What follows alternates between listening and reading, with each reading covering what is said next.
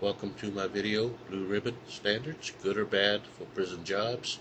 Carl Torsman, former Deputy Warden and Trainer, Arizona and New Mexico Correction Systems.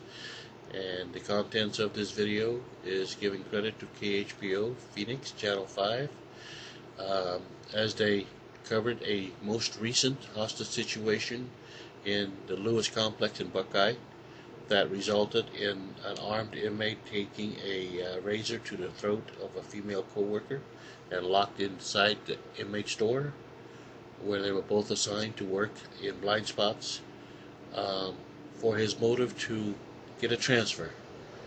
If you read the contents of this video, I hope you understand the severity of the message, where the safety of employees are often compromised by poor or shoddy job classification processes that include discretionary decision making, and that include putting dangerous inmates in places where they have no business being, to work or to be assigned, even if it's just for a temporary job. Understand that the purpose of this video is to make an awareness or bring an awareness to prison accountability. Understand that it was me who received numerous emails and phone calls from correctional staff throughout the state asking me to do something about the poor practices of inmates, specifically lifers and violent offenders, being put into job situations that put the employees at risk. Remember that the 2004 standoff was the longest in the history. Remember that those two individuals were some of the worst of the worst, and that anytime, anywhere, this can happen. As recent as just a couple of weeks ago, I believe in either South or North Carolina, where an officer was taken hostage. So it can happen anytime, but the prison management system has a responsibility.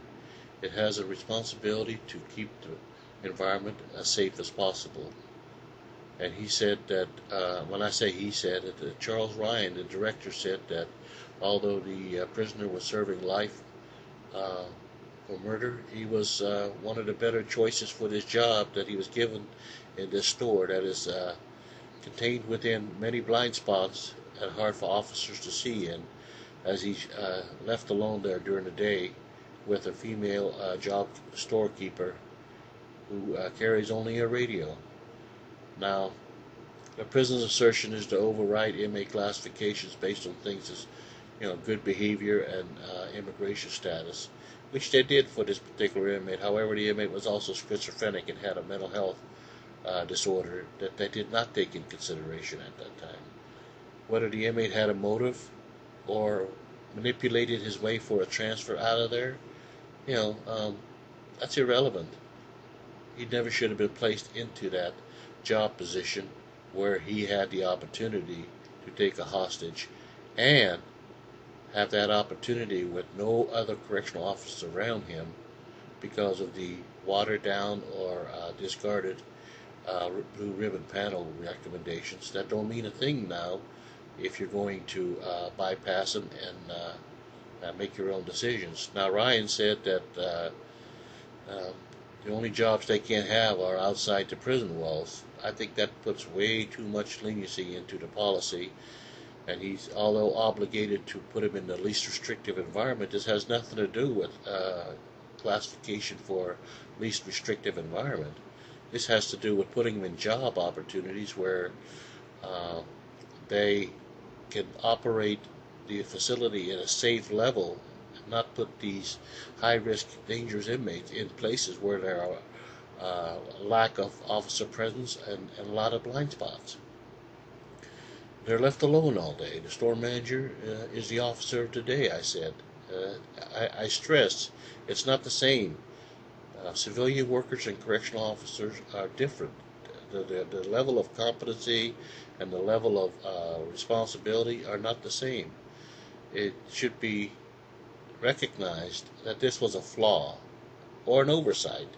It's a bad practice. However, the good thing about this is that Director Ryan was man up enough to admit that he has an issue with his classification system, and it's asking an outside agency, the National Institute of Corrections, to look at their risk assessment scoring tool and revise or recommend changes to it, because I can tell you right now, with my 5 years in the Arizona prison system, the classification system has been changed to meet the needs of the agency internally and to meet the needs of public pressure.